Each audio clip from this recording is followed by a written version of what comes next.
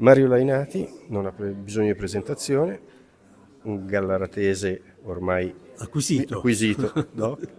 Che tutti conoscono. Da oggi ufficialmente nuovo presidente del MAGA, un incarico preso con spirito di servizio. Certo, perché come dicevo prima, ho un debito di riconoscenza nei confronti della mia città.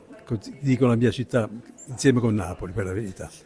E sento proprio il dovere di disobbligarmi nei limiti di quello che posso, dando professionalità, attenzione e tanta collaborazione per la realizzazione di scopi istituzionali, scopi che riguardano l'intera cittadinanza.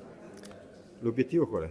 L'obiettivo è, come si diceva prima, conservare questo splendido strumento al territorio, preservarlo da interessi personalizzati che possano in qualche maniera snaturare lo scopo e la funzione di questa istituzione.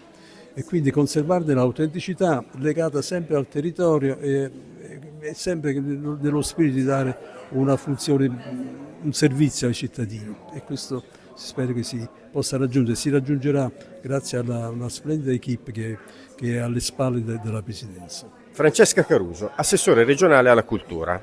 Allora, cosa ne pensa della nomina di Mario Lainati alla presidenza del MAGA? Ma è un nome eccellente, infatti la mia presenza qua lo dimostra. Il MAGA è un'eccellenza non solo per Gallarate ma per tutta la regione Lombardia.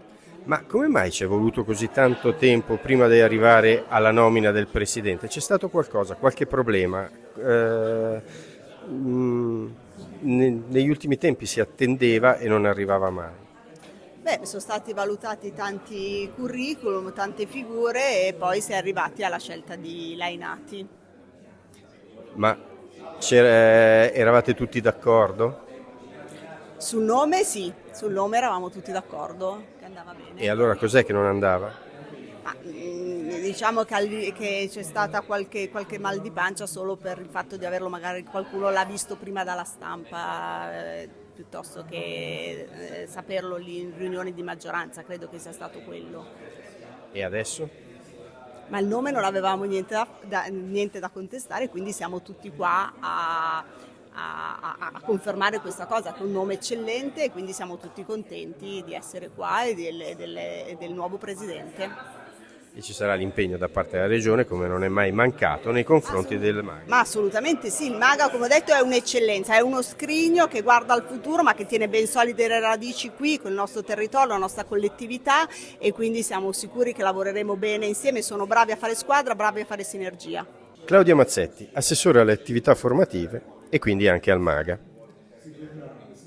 C'è stata la nomina del nuovo presidente, Mario Lainati. Cosa ne pensa?